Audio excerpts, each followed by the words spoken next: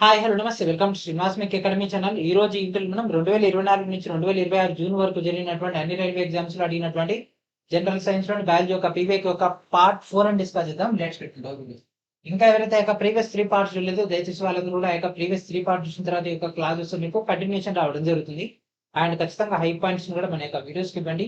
వీడియోని లైక్ చేయండి. ఛానెల్‌ని ఇంకా సబ్స్క్రైబ్ చేయకుండా వెంటనే సబ్స్క్రైబ్ చేయండి. సో, మన యొక్క 2 ఛానెల్స్ అయినటువంటి శ్రీనివాస్ మెక్ ఛానల్, శ్రీనివాస్ మెక్ అకాడమీ ఛానల్ రెండిటిని కూడా రెగ్యులర్‌గా ఫాలో అవుతుండండి. ఓకేనా?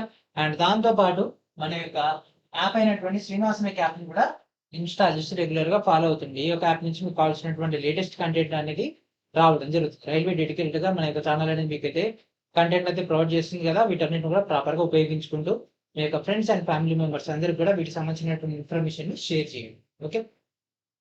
And hour first question in this video.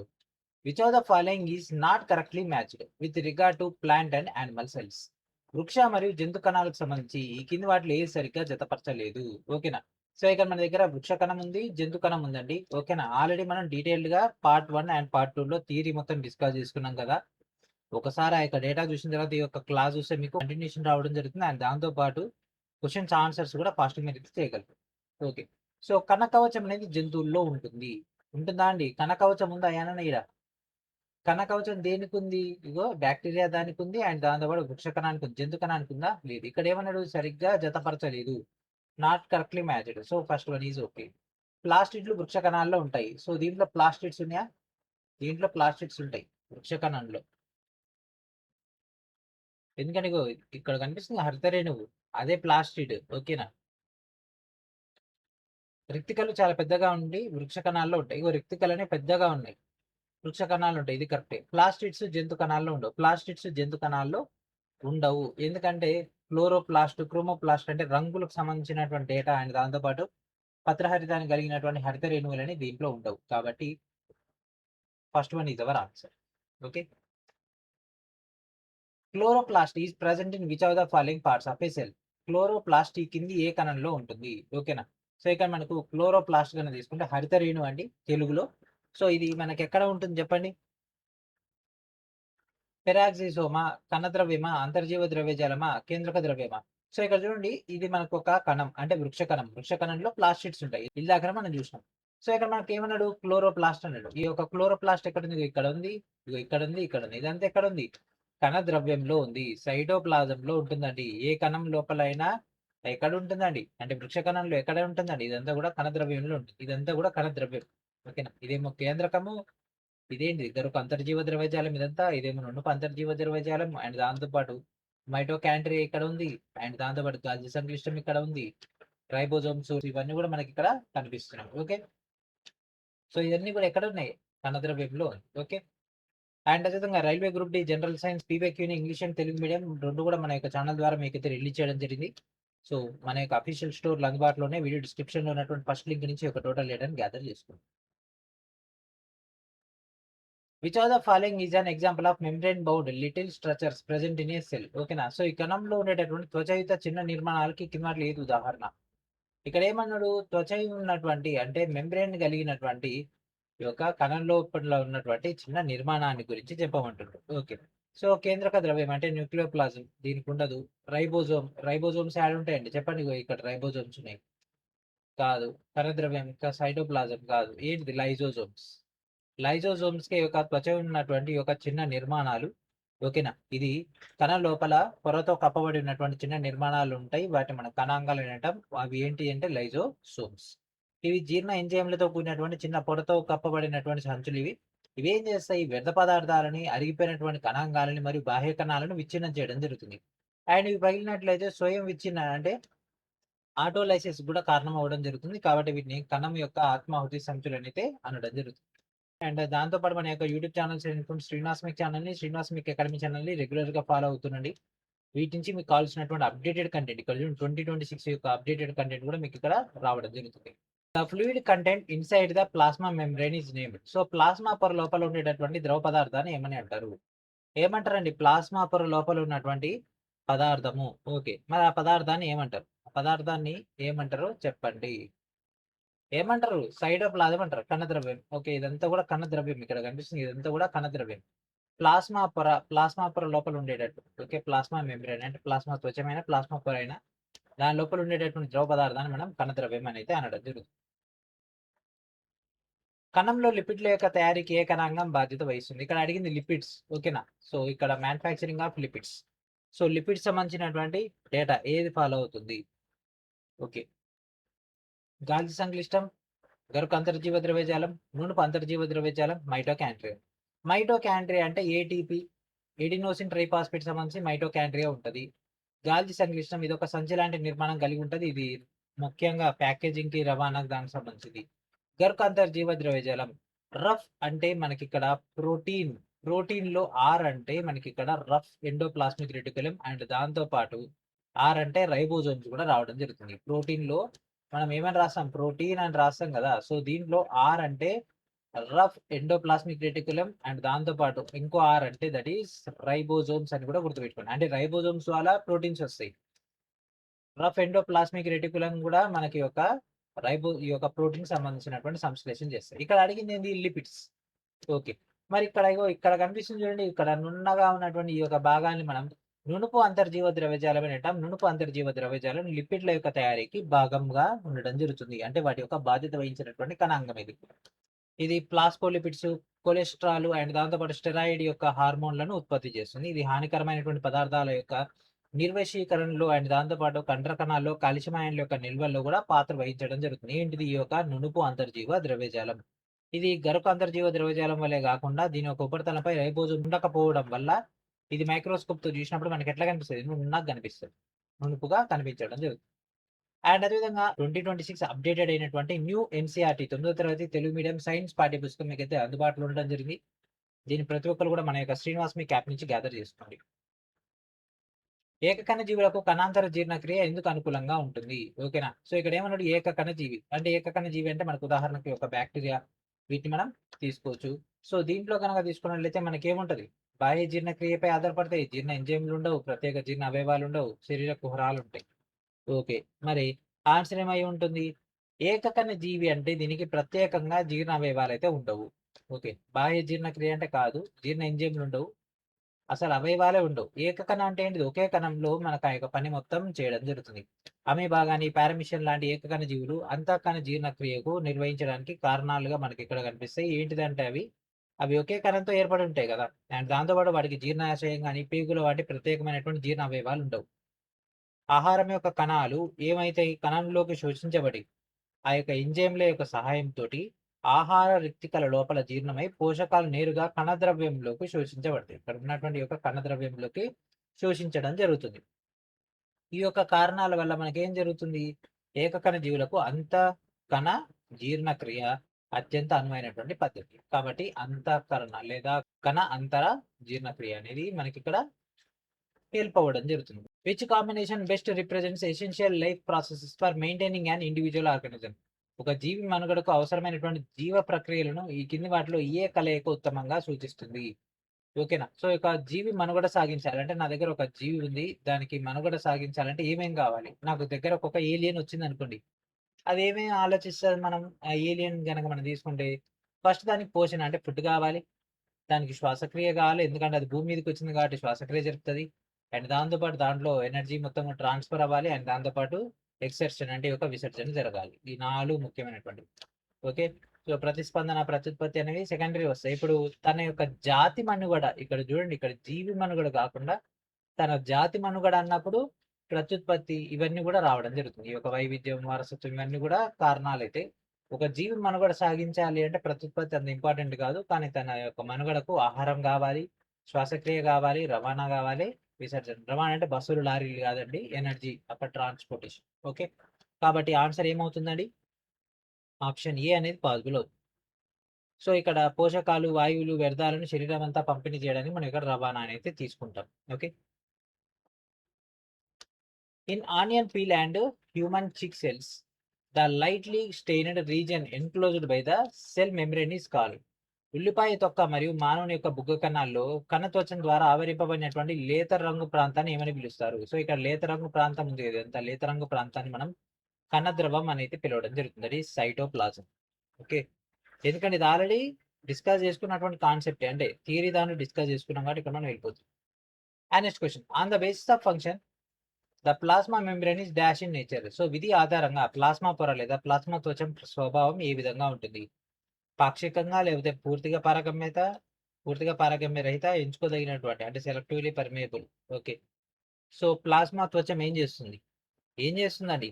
అవి సెలెక్టివ్లీ పర్మియబుల్ కదా, అంటే వాటి దగ్గరికి ఒక 4 అంశాలు వస్తే దాంట్లో ఏది అవసరమో దాన్ని మాత్రం బయటికి పంపిస్తుంది, ఏది అనవసరమో దాన్ని లోపలనే ఉంచేస్తుంది.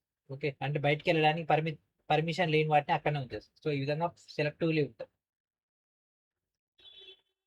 ఒక అవయవాన్ని లేదా కణజాలాన్ని చేర్చినప్పుడు ధమనులు ఇంకా చిన్న నాళాలుగా విభజించబడతాయి. ఈ అతి చిన్న నాళాల గోడలు కేవలం ఒకే కణం మందంతో ఉంటాయి. వాటిని ఏమని పిలుస్తారు? సో ఎప్పుడైతే ఒకే కణం మందంతో ఉంటాయో వాటిని మనం కేశనాళికలు అనడం జరుగుతుంది, క్యాపిలారిటీస్ అని అంటాం. ఓకే, ఒకే కణం మందంతో ఉండడం జరుగుతుంది. అంటే ఇట్లా కూడా అడుగుతాడు, శరీరంలో ఏ భాగంలో మనకు ఒకే కణం మందంతో ఉండడం జరుగుతుంది అంటే దట్ ఈస్ కేశనాళికలు అంటే క్యాపిలారిస్. ఓకేనా, ఈ ధమనులు ఒక అవయవాన్ని లేదా కణజాలాన్ని చేరినప్పుడు ఈ యొక్క చిన్న నాళాలుగా విడిపోవడం జరుగుతుంది. విడిపోయి అవి శరీరం మొత్తంలో ప్రతి భాగంలో అంటే కణజాలాలు అవన్నిటి ఒక భాగంలోకి చేరే ప్రయత్నంలో భాగంగా అతి సన్నగా మారడం జరుగుతుంది. ఈ యొక్క పలుచని గోడ రక్తం మరియు చుట్టుపక్కల కణజాలాల మధ్య ఆక్సిజన్, పోషకాలు మరియు వ్యర్థ పదార్థాల యొక్క మార్పిడికి వీలు కల్పిస్తుంది కాబట్టి దీన్ని మనం కేశనాళికలు అయితే అనడం జరుగుతుంది.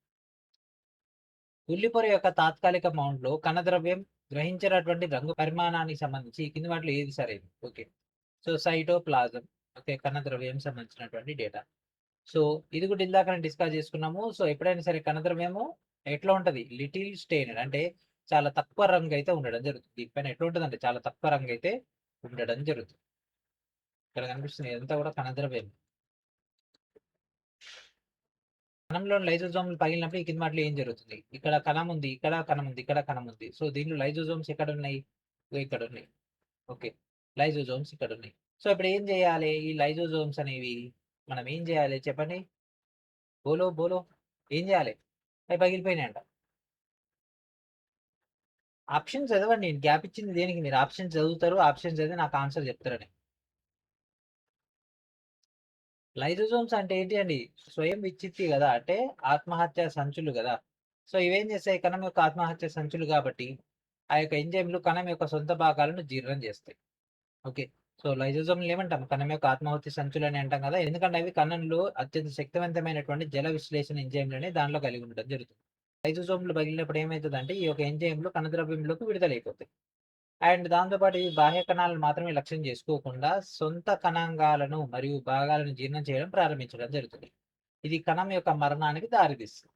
ఓకేనా, సో ఇది పగిలింది అంటే మిగిలిన సిచ్యువేషన్ మొత్తం కూడా ఉల్టా పుల్టా అయిపోయి ఆగమాగం అయిపోతుంది. కాబట్టి ఆన్సర్ ఏంటిది? Option D our answer. Mitochondria యొక్క ఈ కింది విధుల్లో ఏది దాన్ని కణం యొక్క శక్తి కేంద్రం అని పిలుస్తారు? కణ శక్తి భాండాగారం అంటే మైటోకాండ్రియా అంటాం. దాంట్లో ఏది ముఖ్యమైనటువంటిది అంటే ఏటీపీ. ఏంటిదండి? ఏటీపీ, ఎడినోసిన్ ట్రైఫాస్ఫేట్ అనేది ఉత్పత్తి చేస్తుంది. ఓకేనా, సో ఇది కణ శ్వాసక్రియ ద్వారా మైటోకాండ్రియా గ్లూకోజ్ మరియు ఆక్సిజన్ విచ్ఛిన్నం చేసి ఏటీపీని ఉత్పత్తి చేస్తుంది. కాబట్టి కండరాల సంకోచానికి, నాడీ ప్రేరణ ప్రసారానికి, జీవ సంశ్లేషణకు మరియు క్రియాశీల రవాణా వంటి ముఖ్యమైనటువంటి కణ ప్రక్రియలకు ఏటీపీ అనే శక్తిని అందించడం జరుగుతుంది. కాబట్టి వాటి answer option A is our answer. మానవ శరీరంలో అతి పొడవైనటువంటి కణం ఏమిటి? మానవ శరీరంలో ఇగో బోలు ఎముక కణం, కండరాల కణం, న్యూరాన్, రక్తఫలక కణం. ఏంటిదండి? న్యూరాన్. మానవ శరీరంలో అతి పొడవైనటువంటి కణం.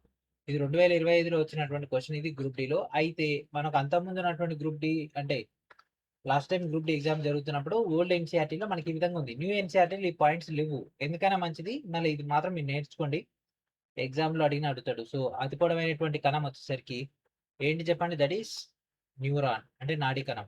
ఈ యొక్క నాడీ కణాలు 1 మీటర్ పొడవు వరకు విస్తరించగలవు. ముఖ్యంగా వెన్నుపాము నుంచి కాలి వేళ్ల వరకు సిగ్నల్ ప్రసారం కోసం వాటి యొక్క ఆక్సాన్ నిర్మాణం కారణంగా ఇది కండరాల యొక్క తంతువులను వంటి ఇతర కణాలను మించిపోవడం జరుగుతుంది. ఇవి బహుళ న్యూక్లియేటెడ్ గానే చిన్నగా ఉండడం జరుగుతుంది. ఓకే, ఈ బోలు ఎముకలు చిన్నగా ఉంటాయండి. అండ్ మనకు నెక్స్ట్ కండరాల కణజాలం కనుక తీసుకుంటే ఇది 30 సెంటీమీటర్ లోపే ఉంటాయి మాక్సిమం.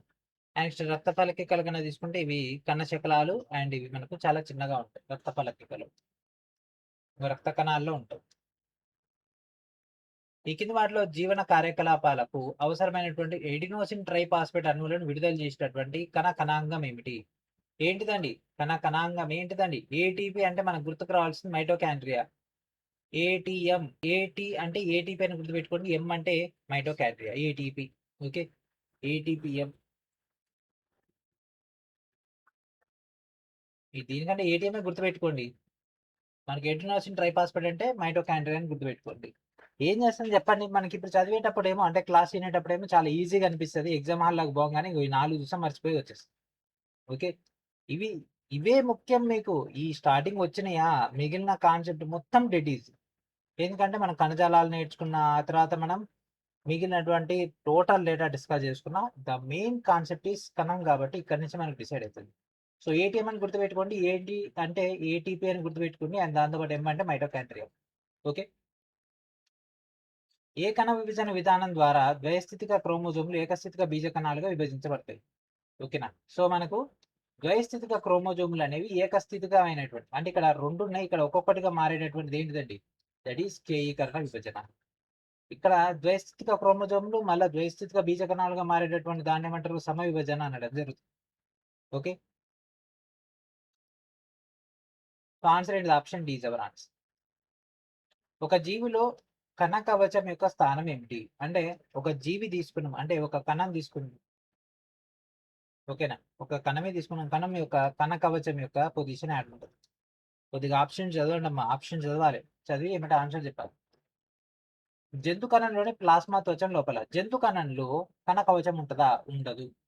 మొక్క కణంలోని ప్లాస్మా త్వచం లోపల. ఇగో ఇక్కడ కనిపిస్తుంది చూడండి, ఇగో ఇక్కడ ఎల్లో కలర్ లో, లైట్ ఎల్లో కలర్ లో, ఇదేమో కణ త్వచం అంటే ప్లాస్మా త్వచం. ఈ బయట కనిపిస్తుంది చూసారా గ్రీన్ కలర్ లో, ఇది కణ కవచం. ఓకే, సో ఇప్పుడు ప్లాస్మా త్వచం ఎక్కడ ఉంటది? కణ కవచం లోపల ఉంటది. మొక్కలో ప్లాస్మా త్వచం లోపల కణ కవచం ఉంటుందా? ఉండదు. మొక్కలో కణంలోని ప్లాస్మా త్వచంకు కాస్త వెలుపల. ఓకే, అంటే దీని బయట. ఓకే, జంతు కణంలో ప్లాస్మా త్వచంకు కాస్త బయట. జంతు కణంలో అసలు ప్లాస్మా త్వచము ఉంటదా? ఉంటది. మరి కణ కవచం ఉంటదా? ఉండదు. కాబట్టి ఇది కూడా కాదు. So answer is option C is our answer. ఇవి లాజిక్ గా ఆన్సర్ చేయాలండి. అంటే లాజిక్ అంటే లాజిక్ ఏం లేదు, కాకపోతే సబ్జెక్ట్ పైన గ్రిప్ ఉంటే ఈజీ. గ్రిప్ లేకపోతే ఏదో ఒకటి పెట్టేసి వస్తాము, 1/3 నెగిటివ్ పోతుంది. సార్ నేను చదివినా కానీ నాకైతే గుర్తులేదు సార్, నేను ఆలోచించిన కానీ నాకు ఆ టైంలో ట్రిగర్ అవ్వలేదు. ఎందుకు అవుతుంది? మనం కాన్సెప్ట్ పూర్తిగా ఇంటే కదా, పూర్తిగా వినాలి, రివైజ్ చేయాలి. మనం ఏంటి అంటే వీడియో ఓపెన్ చేస్తామండి. ఇప్పుడు మనం వీడియో రిలీజ్ చేయగానే వీడియో ఓపెన్ చేస్తాము, ఒక నిమిషం చూస్తాము, ఇది ఎగ్జామ్ ముందర చదువుకుందాంలే అని ఏం చేస్తాం? పాస్ చేసి పక్కన పడేస్తాం. ఎగ్జామ్ దగ్గరికి వచ్చేసరికి ఇప్పుడు ఇది ఆల్రెడీ 4వ వీడియో. ఓకేనా? ఎంత లేదన్నా దీనిలోంచి ఒక 25 నుంచి 26 వీడియోలు వస్తాయి. ఎందుకు? మనకు దాదాపుగా 1200 నుంచి 1300 ప్రశ్నలు ఉంటాయి. అండ్ దాంతోపాటు న్యూ ఎన్సీఆర్టీ సంబంధించి దీంట్లో మనం డిస్కస్ చేసేటటువంటి దాంట్లో సెల్ ఒకటి, అండ్ దాంతోపాటు టిష్యూ ఒకటి, అంటే టిష్యూ అంటే కణజాలాల గురించినటువంటి కాన్సెప్ట్ డిస్కస్ చేద్దాం. అండ్ దాంతోపాటు రీప్రొడక్షన్ ఒకటి.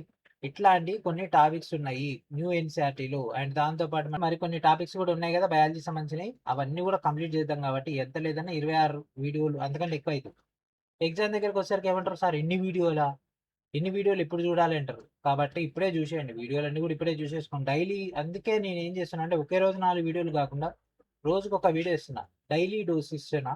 ఆ డోస్ కంప్లీట్ చేసుకోండి, ఎగ్జామ్లో స్కోర్ తెచ్చుకోండి. అండ్ దాంతోపాటు బైబ్యాక్ కంప్యూటర్ కానీ ఎన్విరాన్మెంట్ కానీ అవన్నీ కూడా కంప్లీట్ చేసుకోండి. ఓకే, దీని ఆన్సర్ ఏంటిదండి? దీని ఆన్సర్ ఏంటిది? Option C is our answer. Why can tiny molecules like oxygen easily pass through the cell membrane but not the big ones like starch or proteins? So oxygen వంటి చిన్న అణువులు కణత్వచం గుండా సులభంగా వెళ్ళగలవు, కానీ పిండి పదార్థం మరియు ప్రోటీన్ల వంటివి పెద్దవి ఎందుకు వెళ్ళట్లేదు? అంటే ఎందుకు వెళ్ళలేవు? చెప్పండి ఆన్సర్ ఏంటిది? కణత్వచం ఏంటిదంటే ఎంట్రన్స్ అండ్ ఎగ్జిట్ చేసేటటువంటి ఒక గేట్ అండి. ఆ గేట్ లో ఎవరికి పర్మిషన్ ఉంటుందో వాళ్ళు మాత్రమే వెళ్తారు, మిగిలిన వాళ్ళు వెళ్ళలేరు. ఆక్సిజన్ దగ్గర పాస్ ఉంది కాబట్టి అది లోపలికి వెళ్ళి వస్తుంది, వీడి దగ్గర పాస్ లేదు కాబట్టి లోపలికి వెళ్ళి బయటికి రాలేదు. కాబట్టి ఏంటిది? ఎంపిక చేసినటువంటి పదార్థాలకు మాత్రమే పారగమ్యంగా ఉంటుంది, అంటే ఎంపిక చేసినటువంటి పదార్థాలకు మాత్రమే బయటికి లోపలికి వెళ్ళే అవకాశం ఉంటుంది, మిగిలిన వాటికి లేవు. కాబట్టి answer is option B is our answer. Okay, ఈ కింది కణ అవయవాలు ఏది ఏటీపీని ఉత్పత్తి చేసేటటువంటి రసాయన చర్యల కొరకు తగినంత ఉపరితల వైశాల్యాన్ని కలిగి ఉంటుంది? మీరు కళ్ళు మూసుకొని ఆన్సర్ చేయండి. ఏటీపీ అనగానే మీరు ఫస్ట్ ఏటీపీ పీన్ బీకేసి ఎం పెట్టేయండి. ఏటీఎం ఎం అంటే మైటోకాండ్రియా అంతే. ఇంకా దీన్ని కూడా మీరు మర్చిపోయారంటే మాత్రం ఇంకా నేను ఏం చేయను. నేనే కదా అసలు ఎవ్వడు ఏం చేయలేడు. మీరు ఇంత ఈజీ క్వశ్చన్స్ ఒక క్వశ్చన్ ఒక్కసారి ఇంటేనే మనకు గుర్తుండాలి కాంపిటీషన్ లో. అట్లాంటిది ఒక క్వశ్చన్ ఇన్ని సార్లు వచ్చిన తర్వాత కూడా still we are losing the marks in the competition అంటే that means you are not focusing, you are not concentrating, you are not targeting the job. Okay, subject పైన ఫోకస్ చేయాలి. ఇంత ఈజీ క్వశ్చన్స్ కూడా ఎగ్జామ్ లో వదిలేసి వస్తారు. ఇవన్నీ గ్రూప్ డి క్వశ్చన్స్. ఇంత ఈజీ క్వశ్చన్స్ వచ్చినాయి ఎగ్జామ్ లో. ద్వైస్థితిక సమయంలో ఎన్ని పిల్ల కణాలు ఏర్పడతాయి? సో ఇక్కడ అడిగింది బైనరీ ఫిజన్ అండి. బైనరీ ఫిజన్ లో మనకు 2 పిల్ల కణాలు ఏర్పడతాయి. ఇది సమవిభజన యొక్క ఎక్స్టెన్షన్ డేటాలో మనకి ఇక్కడ రావడం జరుగుతుంది. ఇది మనకి ఒక అలైంగిక ప్రత్యుత్పత్తి దాంట్లో సరళమైనటువంటి విధానమే యొక్క ద్విధా విచ్ఛిత్తి. సో దీంట్లో జనక కణం నుంచి అంటే తల్లి కణం నుంచి లేదా మాతృకణ నుంచి ఒకే రకంగా ఉండేటటువంటి 2 పిల్ల కణాలు అయితే ఏర్పడతాయి. తల్లిదండ్రుల యొక్క జన్యువులకు సమానంగా ఇక్కడ పిల్ల కణాల్లో కూడా జన్యువులు ఉంటాయి. ఇది సమవిభజన యొక్క ఎక్స్టెన్సివ్ డేటా. నిజ కేంద్ర కణంలో కేంద్రకం యొక్క ప్రధానమైనటువంటి విధి ఏమిటి? ఇది కేంద్రకం. ఓకే, దీని యొక్క విధి ఏమిటి? ఏం చేస్తుంది చెప్పండి, ఆప్షన్ చదవండి. వ్యర్థాలను జీర్ణం చేస్తుంది. ఇది లైజోజోమ్ చూసుకుంటుంది. నిల్వ భాగంగా పనిచేస్తుంది. ఇది రిక్తికలు పనిచేస్తాయి అండ్ దాంతోపాటు సంచులు ఉన్నాయి కదా, సంచులు కూడా పనిచేస్తాయి. శక్తిని ఉత్పత్తి చేయడం, ఇది ఎం పనిచేస్తుంది. ఏమంటే మైటోకాండ్రియా. మరి ఇక మెదడు యొక్క పనిచేసేటటువంటి ఈ యొక్క కేంద్రకం ఏం చేస్తుంది? జీవ ప్రక్రియలను నిర్దేశిస్తుంది. కణం యొక్క జీవన ప్రక్రియలు లేదా జీవ ప్రక్రియలను అది నిర్దేశించడం జరుగుతుంది. ఎందుకంటే కేంద్రకం డిఎన్ఏను కలిగి ఉంటుంది కాబట్టి ఇది జన్యు వ్యక్తీకరణ సంబంధించినటువంటి డేటా, ప్రోటీన్ల సంశ్లేషణకు, కణ విభజనకు, కణం పెరుగుదలకు అండ్ ఇతర ముఖ్యమైనటువంటి ప్రక్రియలకు ట్రాన్స్క్రిప్షన్ చేయడం జరుగుతుంది. అండ్ దాంతోపాటు రెప్లికేషన్ ద్వారా నియంత్రించడం ద్వారా కణం యొక్క నియంత్రణ కేంద్రంగా కూడా ఏం పనిచేస్తుందండి? కేంద్రకం పనిచేయడం జరుగుతుంది.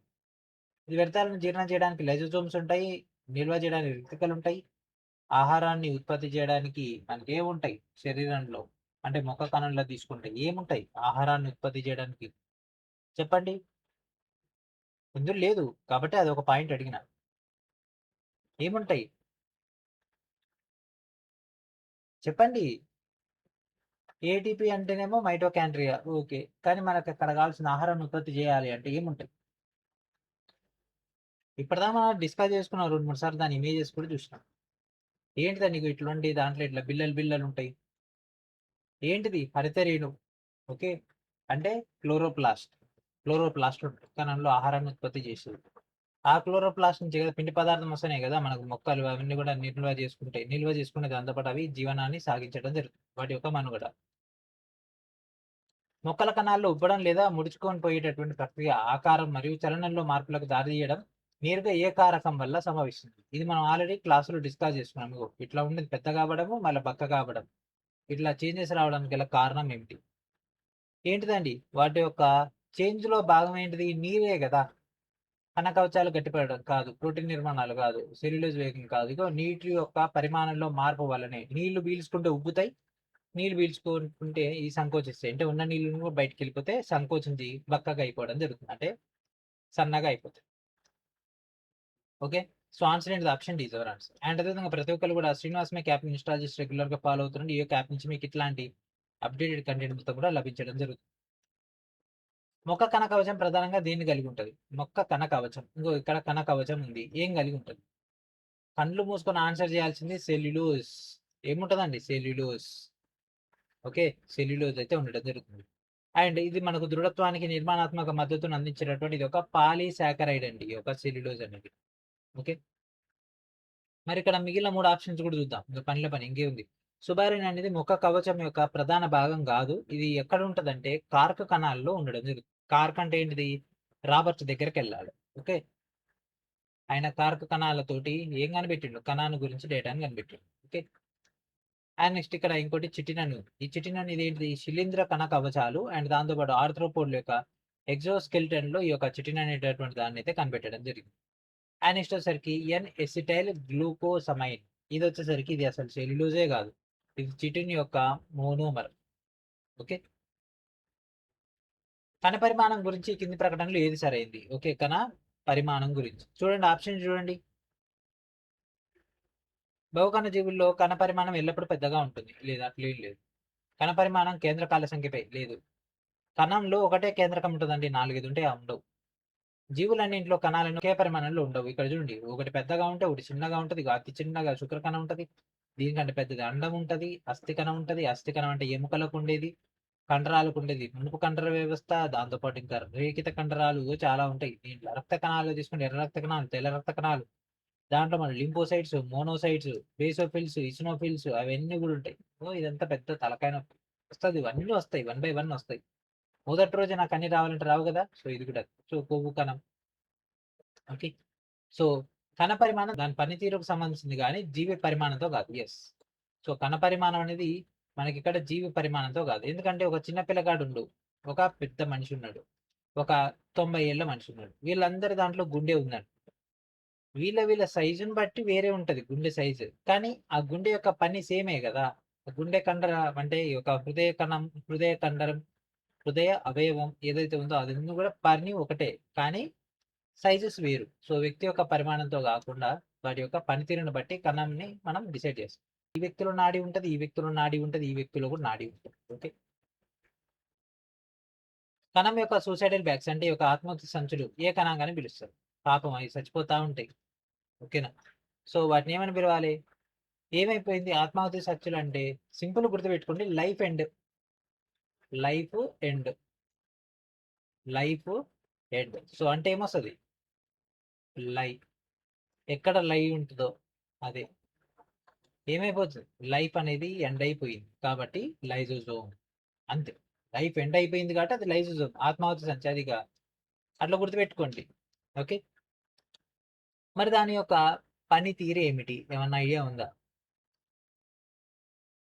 ఆగండి, నెక్స్ట్ క్వశ్చన్లో అదే వస్తుంది. దీని యొక్క పాత్ర ఏమిటి? ఓకేనా. అంటే కంచు పాత్ర లేకపోతే స్టీల్ పాత్ర అట్లాంటిది కాదండి. దాని యొక్క రోల్ ఏంటిదంటే అది అసలు ఏం పని చేస్తుంది ఏంది అని. సో ఇక లైజోసోమ్స్ యొక్క ఏం చేస్తాయి, ముఖ్యంగా కణం యొక్క జీర్ణ వ్యవస్థగా పనిచేస్తాయి. విదేశీ కణాలను ఏం చేస్తాయి, అలాగే విదేశీ కణాలను అంటే ఫాగోసైటోసిస్ ద్వారా బ్యాక్టీరియా లాంటి వాటిని, అండ్ దాంతోపాటు అరిగిపోయినటువంటి అవయవాలు, వాటి ఆమ్లం లోపల ఉన్నటువంటి భాగంలో మునిగిపోయినటువంటి ఇతర పదార్థాలను విచ్ఛిన్నం చేసినటువంటి హైడ్రోలైటిక్ ఎంజైమ్లను కలిగి ఉండడం జరుగుతుంది. ఓకే. అండ్ ఇంకేం చేస్తాయి కొద్దిగా చెప్పండి సార్, మాకు ఎగ్జాంపుల్ పనికొస్తుంది. ఓకే.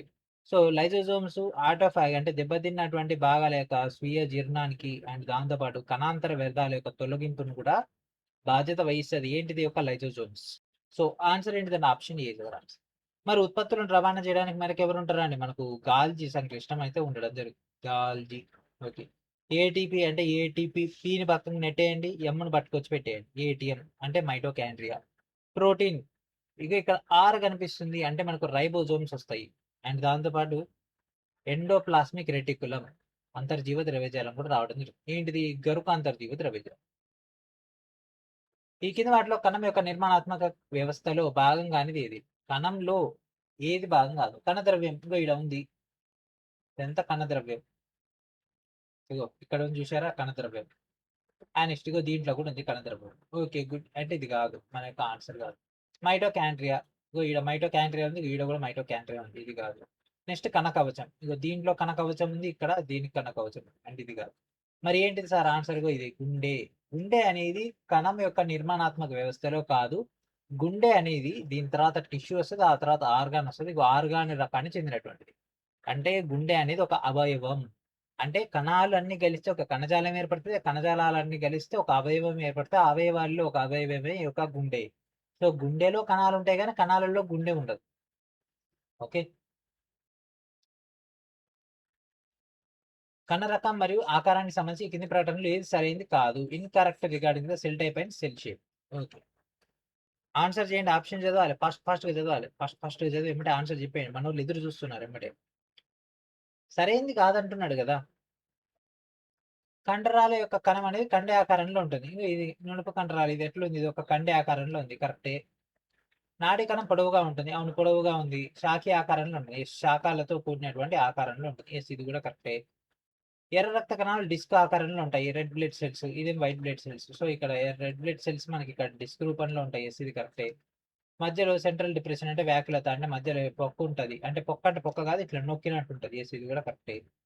తెల్ల రక్త కణాలు గుండ్రటి మరియు స్థిరమైనటువంటి ఆకారాన్ని కలిగి ఉంటాయి. తెల్ల రక్త కణాలు ఇవన్నీ కూడా monocyte, eosinophils, basophils, lymphocytes, neutrophils. So ఇవన్నీ కూడా మనకు గుండ్రంగా ఉంటాయండి. గజ్జిలేసిన దాని లెక్క ఉంది ఇదంతా కూడా. గజ్జిలేసినట్టు ఓకే. ఇదంతా ఇట్లా ఉంది. కాబట్టి ఇదే మన యొక్క ఆన్సర్.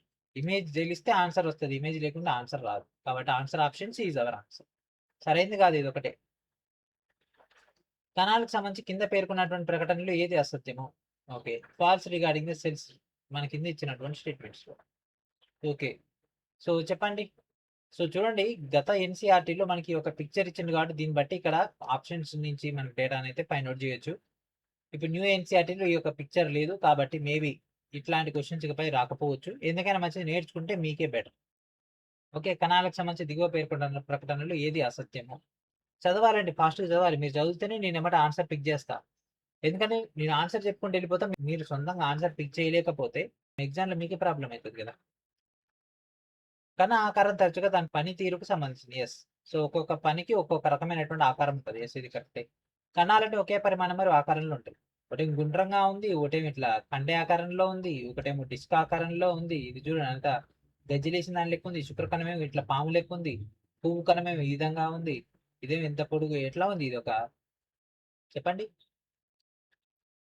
ఏదో మంత్రదండం ఉన్నట్టుంది ఇది. లేకపోతే ఇట్లా లైటింగ్ వచ్చేటటువంటి దాని లెక్క ఉంది. ఓకే. సో ఒకే ఆకారంలో ఒకే పరిమాణంలో ఉండవు. కాబట్టి ఇది అసత్యము. కణాలు గుండ్రంగా, అండాకారంలో, కుదురు ఆకారం లేదా చాకలిగా ఉండొచ్చు. అంటే వీటన్నిటి గురించి ఓవరాల్ ఎట్లైనా ఉండొచ్చు. ప్రచోదనాల ప్రసరణకు సహాయపడడానికి పొడవుగా ఉంటాయి. ఏంటి నాడీ కణాలు. యెస్. సో ఇక్కడ డేటా ట్రాన్స్మిట్ చేయడానికి, తీసుకోవడానికి ఇవన్నీ కూడా మొత్తం ఇట్లా పొడవుగా ఉంటది. యెస్ ఇది కూడా కరెక్టే. సో ఆన్సర్ ఏంటి? Option B is our answer. Lysosome సంబంధించి కింది ప్రకటనలు ఏది సరైంది? ఓకే. లైసోజోమ్స్. లైసోజోమ్స్ అంటే ఏంటి అండి? మనకు యాక్చువల్‌గా ఏం చేస్తాయి? అన్నిటిని జీర్ణం చేసుకుంటాయి. జీర్ణం చేసుకొని సంక్లిష్టమైనటువంటి వాటిని సరళమైనటువంటి వాటిగా మారుస్తాయి కాబట్టి జీర్ణ ఎంజైమ్‌లు కలిగి ఉంటాయి. లైసోజోమ్‌లో జీర్ణ ఎంజైమ్. యాడుంటది? ఇగో ఈడుంది లైసోజోమ్స్. ఇక్కడ చూస్తున్నారు కదా లైసోజోమ్స్. గాలి ఉపకరణం లేదా గాలి సంశ్లేషణలో ఏ ప్రక్రియ మనకు సంశ్లేషణలో దాని పాత్రను చూపిస్తుంది? గాలి ఉపకరణం అంటే గాలి సంశ్లేషణలో ఏది చూపిస్తుంది? గాలి సంక్లిష్టం అంటే అదొక సంచి లాంటి నిర్మాణం. ఇది మేజర్‌గా ఏం చేస్తుందండి? సరళమైనటువంటి చక్కెరల నుంచి సంక్లిష్టమైనటువంటి చక్కెరలు ఏర్పరుస్తుంది. రైబోజోమ్‌ల నుంచి న్యూక్లిక్ ప్రోటీన్‌ల నుంచి ఎమైనో ద్రవాభిసరణ నీరు కాదు. ఇదే. సో ఇక గాలి సంశ్లేషణం అనేది అంతర్జీవ ద్రవ్యజాలం నుంచి అందుకున్నటువంటి ప్రోటీన్‌లను మరియు లిపిడ్‌లను సవరిస్తుంది. అండ్ ఇందులో మనకు గ్లైకోసైలేషన్ అనేటటువంటిది ఉండడం జరుగుతుంది. ఈ సాధారణమైనటువంటి చక్కెర అణువులు కలిసి పాలిసాకరైడ్ల వంటి సంక్లిష్ట కార్బోహైడ్రేట్‌లను ఏర్పరచడం జరుగుతుంది. ఈ సంశ్లేషణ అనేది గాలి సిస్టర్న్ ద్వారా క్రమంగా సంభవించడం జరుగుతుంది. అండ్ ఈ యొక్క ట్రాన్స్ సిస్టర్న్‌లోకి మధ్యస్థ సిస్టర్న్ తర్వాత గెలాక్టోజ్ మరియు ఈ యొక్క సియాలిస్ ఆమ్లంలో మన్నోస్ తొలగింపు మరియు ఎన్ ఎస్టైల్ గ్లూకోమైన్ అదనంగా ఉండడం జరుగుతుంది. ఇదంతా కూడా దీంట్లో అంటే ఆ యొక్క జరిగేటటువంటి ప్రక్రియ. సో కొద్దిగా ఇన్ డెప్త్ చెప్పినా కాకపోతే మనకు అంత అవసరం అయితే లేదు. సరళమైనటువంటి చక్కెరల నుంచి సంక్లిష్టమైనటువంటి దాని లెక్క మారుస్తుంది ఇదంతా. ప్రతీకార చర్యచాపం అంటే రిఫ్లెక్టెడ్ ఆర్క్ ప్రతివర్తిత చర్యచాపం సందర్భంలో బాహ్య ఉద్దీపన నుంచి సంకేతాలను స్వీకరించడానికి మరియు ప్రసారం చేయడానికి నాడీ వ్యవస్థ యొక్క ఏ భాగం అనేది బాధ్యత వహిస్తుంది. సో నాడీ వ్యవస్థలో ఈ యొక్క భాగం చేసేటటువంటి దాన్ని మనం చాలక నాడులు అంటే అపవాహి న్యూరాన్లు అయితే అనడం జరుగుతుంది. ఇవి యొక్క ఇంద్రియ న్యూరాన్లు గ్రాహకాల వద్ద చర్మం లేదా అవయవాల వంటి వాటి దగ్గర ఉద్దీపనను గుర్తించి వాటిని వెన్నుపాము లేదా మెదడుకు ప్రేరేపణలు పంపుతాయి. ఇవి ప్రతీకార చర్యకు సంబంధించినటువంటి ప్రాసెస్ ని చేయడం జరుగుతుంది. జీవరాశుల్లో కణాలు చేసేటటువంటి పనిని బట్టి వాటి యొక్క ఆకారం మరియు పరిమాణంలో విభిన్నంగా ఉంటాయి. కింది వాటిలో ఏది ఒక కణం యొక్క రూపానికి సంబంధించి దాని యొక్క విధితో సరిగ్గా పోలుతుంది? ఓకే. సో చెప్పండి మనకి సేమ్ యాజ్ ఇట్ ఈస్‌గా ఉండేది. అమీబా మనకు ఆకారంలో ఎట్లుంటది? సక్రమంగా లేనిది కదలడానికి ఆహారాన్ని గ్రహించడానికి సహాయపడుతుంది. ఓకే. సో అమీబా అనేది ఈ విధంగా ఉంటది. అంటే దానికి పర్టిక్యులర్ షేప్ ఉంటది. నాడీ కణం గుండ్రంగా ఉంటది. నాడీ కణం ఇగో ఇట్లుంటది. గుండ్రంగా ఉంటదా? ఉండదు. కండర కణం డిస్క్ ఆకారంలో ఉంటదా? కండర కణం అనేది ఇట్లుంటది. ఎర్ర రక్త కణాలు పొడవుగా శాఖలుగా ఉంటాయా? ఇట్లుంటది. So answer option A is our answer. సమవిభజనలో పిల్ల కణాల్లోని క్రోమోజోమ్‌లు మాతృ కణంలోని క్రోమోజోమ్‌లతో ఎలా పోలుస్తారు? ఓకే. సో పిల్ల కణంలో క్రోమోజోమ్‌లు 2, తల్లి కణంలో 2 కాబట్టి ఆన్సర్ ఏంటిదండి? అదే సంఖ్యలో క్రోమోజోమ్‌లను కలిగి ఉంటాయి. ఎట్లుంటదండి? అదే సంఖ్యలో క్రోమోజోమ్‌లను కలిగి ఉంటాయి. అదే క్షయీకరణ విభజనలో సగం ఉంటాయి. ఈ కింది వాటిలో సమయ విభజన సత్యమైనది మరియు క్షయీకరణ విభజనకు కానిది. సమయ విభజనలో సత్యమైనటువంటిది ఏంటిదండి? తల్లి కణాలు పిల్ల కణాలు ఒకే తిరుగుంటాయి అండ్ దాంతోపాటు ఒకే విధమైనటువంటి పిల్ల కణాలను ఉత్పత్తి చేస్తాయి. ఇది ఇక్కడ 2 ఉంటే ఇక్కడ ఒకటి. ఈ కింది వాటిలో ఏ విధులు గాలి సంక్లిష్టంతో సంబంధం కలిగి ఉండవు?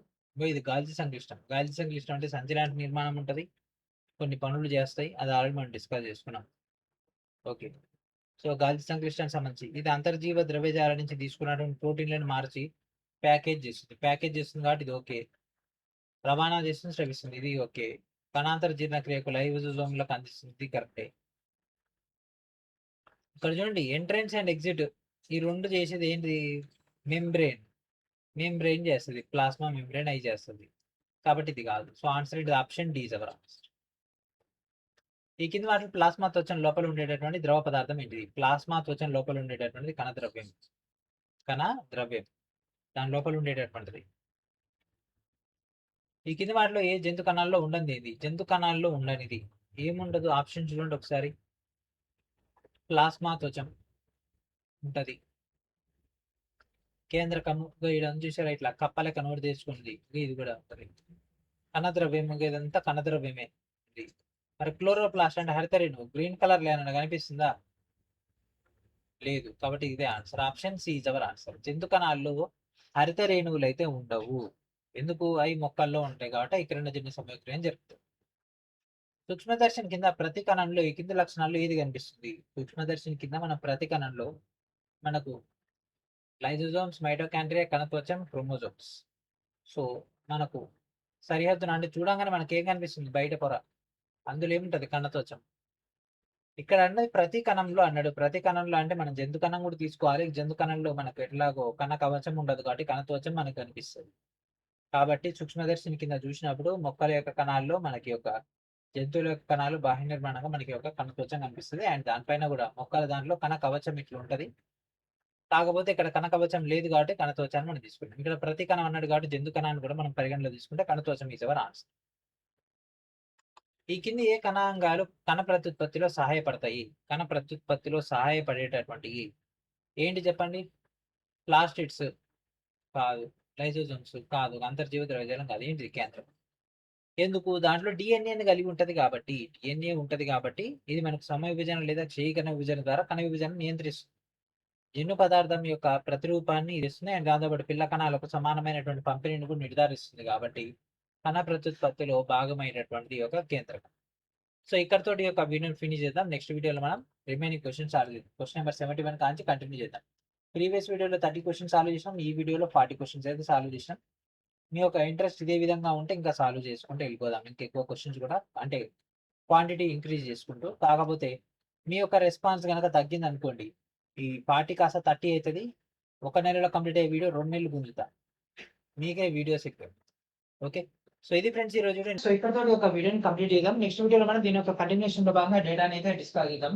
సో ప్రతి ఒక్కరు కూడా రైల్వే ఎన్టీపీసీ గ్రూప్ కి సంబంధించినటువంటి ఫౌండేషన్ కోర్సులో జాయిన్ అవ్వండి. దీంట్లోంచి మీకు కావాల్సినటువంటి కంటెంట్ మొత్తం కూడా లభించడం జరుగుతుంది.